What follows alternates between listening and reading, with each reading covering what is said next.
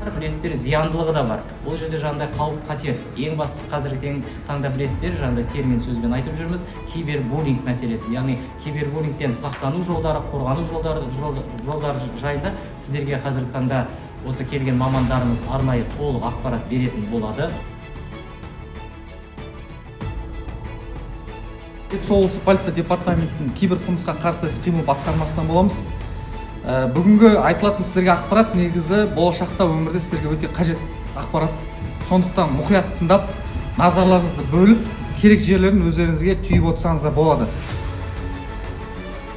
Интернет желісінде, интернет аясында бір адамның кемшілігін, оның ортаға салып, жайып, болмаса бір адамды кемсітіп, оны ренжітіп, болмаса оны бопсалап және балағаттайтын тәсілдерді кибербуллинг деп аталады.